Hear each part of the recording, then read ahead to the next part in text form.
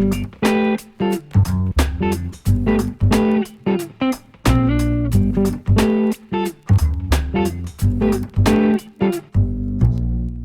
Scharper, Associate Professor at the School of Environment at the University of Toronto and the Department of Anthropology at University of Toronto at Mississauga, and most recently, Director of Integrated Sustainability Initiative at Trinity College. And only months ago, we learned that a graduate student fellowship of UTM's Master of Science and Sustainability Management had been created in your name.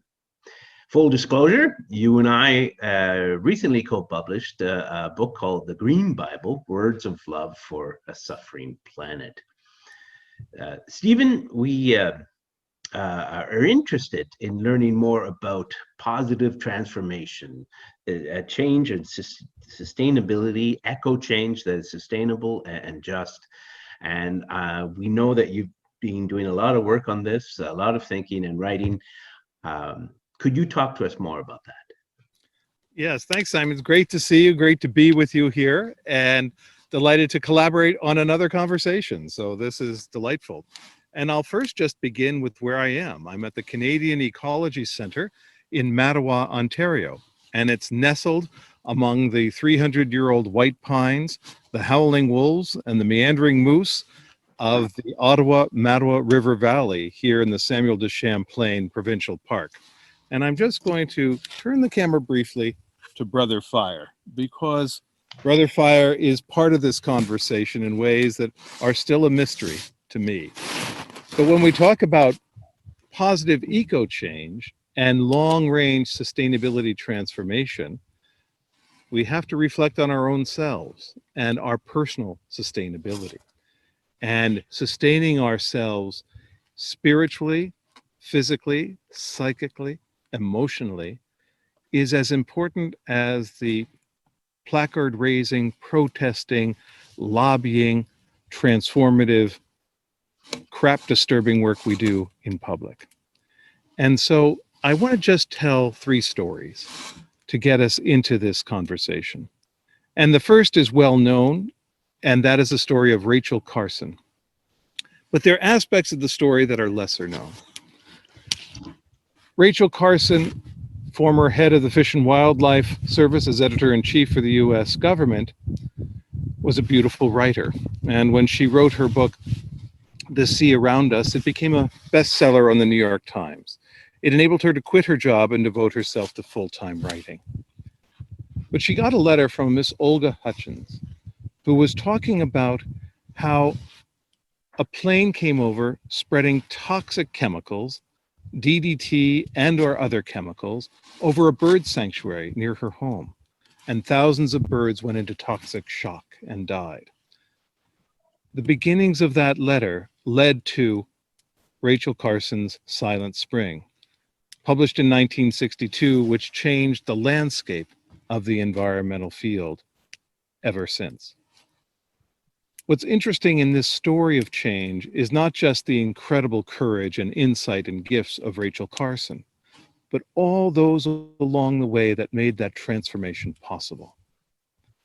I call it a chain of courage. So, she proposes an article on DDT to Reader's Digest. They turn her down. She realizes this is going to be a book project. Her agent supports her, and she proposes it to Houghton Mifflin. Houghton Mifflin contracts the book, says, we're looking forward to it. They get menacing letters from Velsicol, a chemical company that wants to squash the book, saying she's an alarmist, she's in a league with communism, she's not a real scientist, and she's hysterical. But they didn't buckle. The editors at Houghton Mifflin said, no, she's a vetted author, we're going ahead.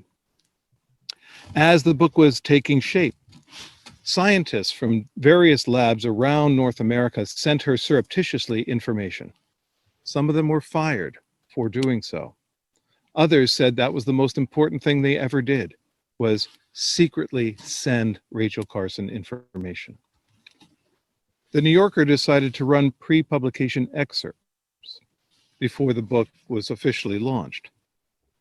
When they came out with the first selection, they got menacing letters from the chemical companies. If you continue to do this, we'll sue you. She's an alarmist, hysterical woman, not a real scientist, and bordering on being a communist. They said, we're going ahead. The book is published and became a sensation. But the chemical industry was not amused.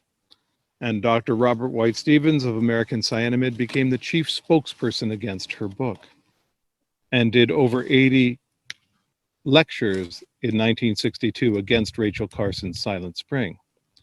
CBS News decides to do an interview with her. 2 weeks before the broadcast, they send out their publicity. They get 1,000 mimeographed letters saying, be careful with this thing. She's not what she says she is. Now, one of the producers says, I'm pretty sure it came from the chemical companies, but I can't say for sure. But it was the old Gestetner machines. Remember those, Simon, with the purple ink? And as kids, we go into the grammar room secretary office just to smell the fumes. Anyway, pre-Xerox days. So anyway, they get 1,000 of these. They're still going ahead. 2 days before the broadcast, all the advertisers for the interview pull out. We're not supporting this show. But CBS News, which wasn't at that time owned by a larger conglomerate such as Viacom, they said, no, we're going ahead. Eric Severide interviews Rachel Carson. At home, watching on his living room TV, is Senator Abraham Ribikoff from Connecticut, a Democrat. Now, I don't know if he read Silent Spring or if he read the excerpts in The New Yorker, but he saw that program. The next day, he calls for hearings on the use of DDT in the U.S. Senate. This leads to the banning of DDT use in the United States and later Canada. Each of those moments represents a link in a chain of courage. People doing their job, not acting as fantastic heroes with capes, but people of integrity doing what they think is right in accordance with their jobs and their vocations. That helped make the modern environmental movement. And this chain of courage is something that we have to keep in mind as we move in transformative ecological change. It's not simply the incredible valiant heroes and heroines, such as a Rachel Carson or a Greta Thunberg. It's all of us acting with integrity, doing our jobs, even when faced with some adversity.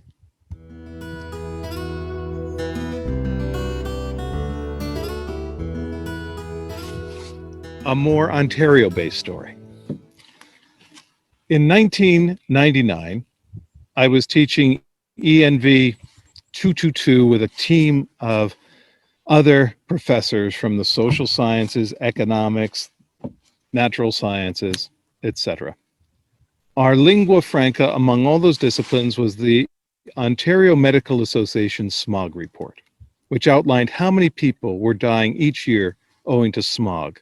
And at that time, there were over 50 smog alerts every year on average in Ontario. It was miserable. So we invited Jack Gibbons into class, a U of T graduate who had started the Ontario Clean Air Alliance. And Jack says to our class of several hundred, our aim is to close all coal-fired plants in Ontario. You see the eyes rolls and students laughing like, yeah, right, that's going to happen. What has he been smoking? Fast forward to 2014, when Jack Gibbons, Premier Kathleen Wynne are joined by Al Gore at the Mars Center at U of T campus, announcing the closure of the last coal-fired plant in Ontario. To date, Ontario is the only major jurisdiction in North America that has eliminated coal-fired plants. And the number of smog alerts since that time has been next to nil, something that was laughable in 1999 was done in 2014. And all of us are benefiting from that moment. Part of that chain of courage and integrity were those in the medical field who saw the medical implications, and those in the economic field who, with a publicly supported healthcare system, realized this is causing a huge hit on our taxpayers. because so many people are being rushed to hospitals every summer for asthma, for other breathing issues, for incredible collapse moments. This was a huge financial burden. So it brought together a number of sectors of society to say this makes no sense.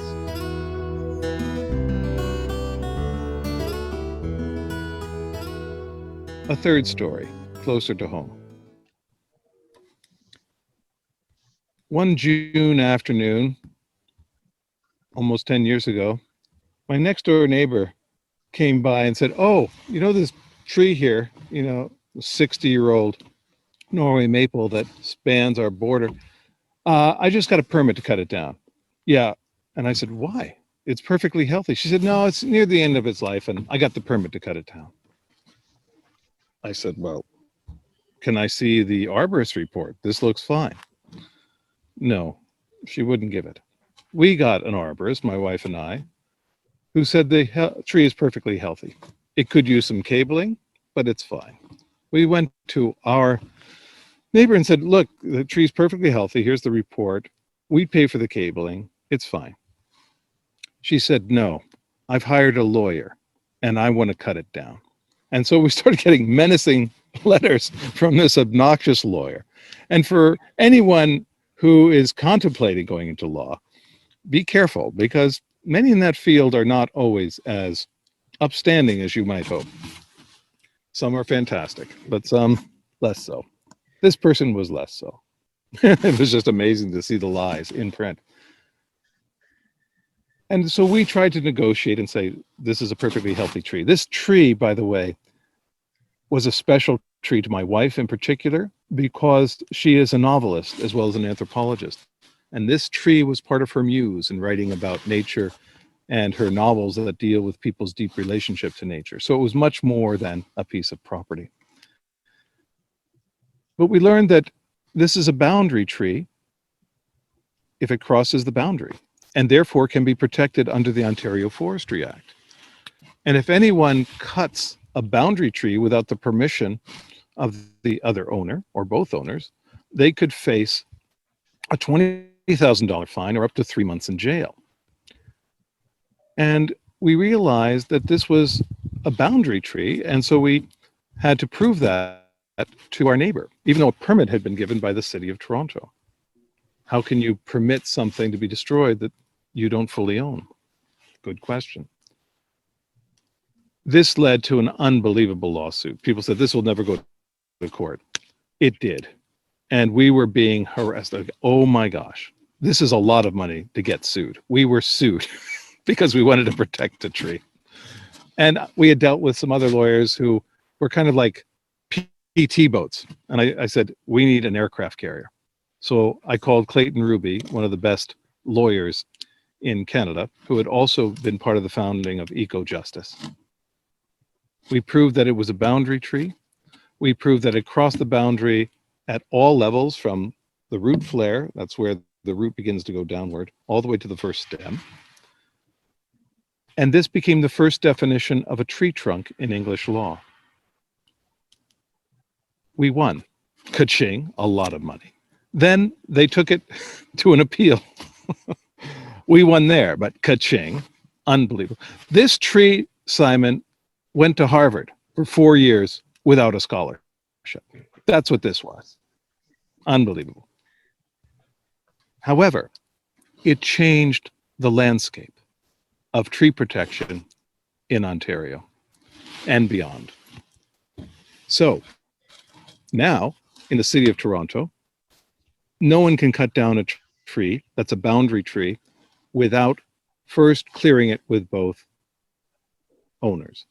Secondly, if you do, you can go to jail. And this has already been applied, and one person has been fined $6,000 for cutting down a boundary tree without permission in the City of Toronto. He didn't go to jail, but he did have to pay the fee. And now the City of Toronto has changed its policies. I got a call from a friend who teaches law at the University of Ottawa. He said, "Steve, we're teaching your boundary tree case to our students."